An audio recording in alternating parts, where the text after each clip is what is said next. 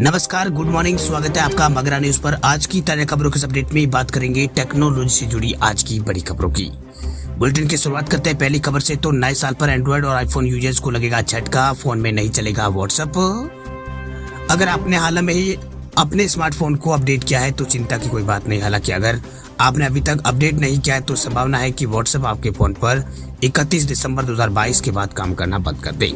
दरअसल व्हाट्सएप 31 दिसंबर 2022 के बाद पुराने स्मार्टफोन मॉडल के लिए समर्थन समाप्त जो है वो कर रहा है।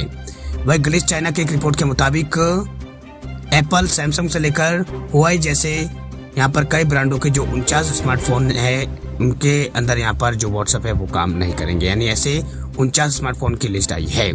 इसमें एप्पल का आईफोन 5 है। अगर आपके पास एप्पल का आईफोन 5 और आईफोन 5C है तो आप उसमें व्हाट्सएप अब नहीं चला पाएंगे। इसके अलावा प्लेटिनम और HTC का डिजायर 500 और इसके अलावा हुआई का जो यहाँ पर P1 के बाद के जितने भी यहाँ पर पहले के जितने भी यहाँ पर जो हुआई के जो मॉडल है उनके ऊपर नहीं चलेगा। इसके अलावा लेनोवो का भी यहाँ पर A800 इस मॉडल के भी फोनों में यहाँ पर नहीं चलेगा। इसके अलावा कुछ LG और सैमसंग के भी कुछ पुराने मॉडल शामिल है। बात अब करते हैं अगली खबर की। तो जियो को लेकर बड़ी खबर देखिए। जियो ने शहर में शुरू की है 5G सेवा।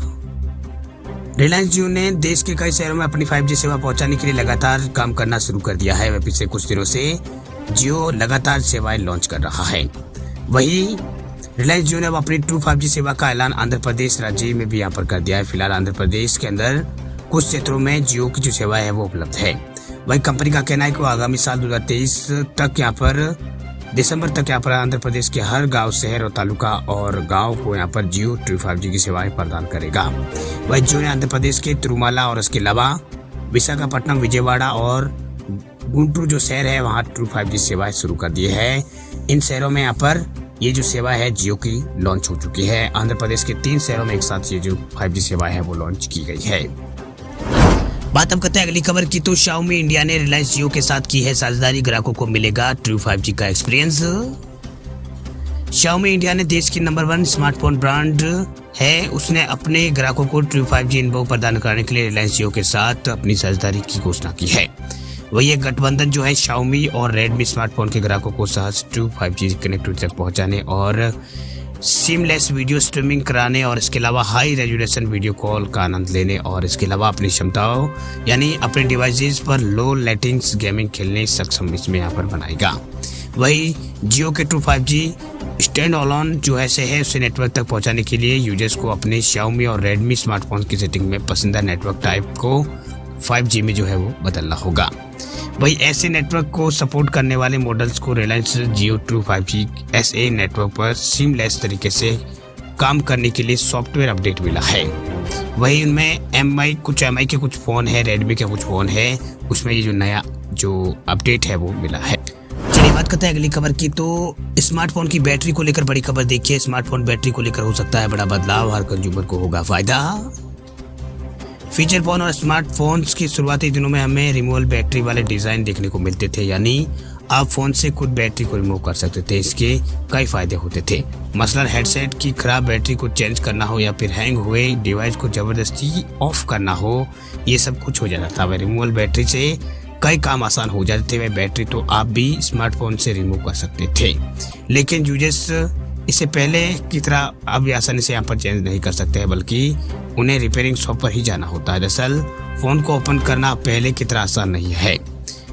क्यों हो, अगर नए ज़माने के स्मार्टफोन में भी आपको पहले की तरह बैटरी निकालने का ऑप्शन मिल जाए तो दरअसल USB Type-C पोर्ट कॉमन यहाँ पर करने के बाद जो इलेक्ट्रॉनिक यहाँ पर जो यूरोपियन यूनियन है उसने वो भी एक बड़ा पैसा यहाँ पर ले सकती है। जैसे यूरोपियन यूनियन ने साल 2024 से यूरोप में कॉमन चार्जर जरूरी कर दिया है। वह यूनियन के फैसले के बाद दूसरे देशों ने भी इस पर विचार जो है शुरू कर दिया है। ऐसे में सबसे बड़ा झटका एप्पल को लगा है, जो कॉमन चार्जर के बाद अब बारी बैटरी की यहाँ पर है।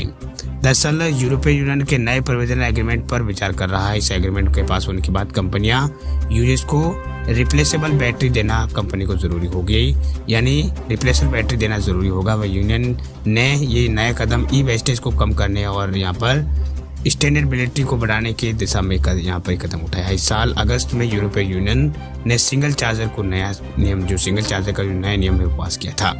इसके बाद सभी मैन्युफैक्चरर को अपने डिवाइस में एक ही जैसा चार्जर देना होगा। वही यूरोपीय यूनियन ने स्मार्टफोन, लैपटॉप और कैमरा बनाने वाली कंपनियों को टाइप सी चार्जर देने के लिए कहा है। खैर बात ये करें रिमूवेबल बैटरी पर, तो सबसे पहले सवाल ये आता है कि क्या नए दौर में इस तरह के फैसले सही साबित होंगे। तो बता दें आपको कि टाइप सी चार्जर का फैसला रिमूवेबल बैटरी पर चर्चा में काफ़ी अंतर है। यूनियन ने जब टाइप सी चार्जिंग पोर्ट का अमल किया तो उससे पहले ज़्यादातर कंपनियों ने इस डिवाइसों के अंदर जो चार्जर देना शुरू कर दिया था टाइप सी वाला। वही मौजूदा वक्त में रिमूवेबल बैटरी वाले फ़ोन्स तो दूर लैपटॉप तक यहाँ पर कम ही देखने को मिलते हैं। वही यूरोपियन यूनियन अगर यहाँ पर रिमूवेबल बैटरी को लेकर नियम बनाता है तो यूजर्स संभवतः ज़्यादा वक्त तक फ़ोन यूज कर सकेंगे। वही बैटरी रिसाइकल के जरिए कम्बलो थर्ड और लिथियम और इसके अलावा निकेल को दोबारा यूज किया जा सकेगा।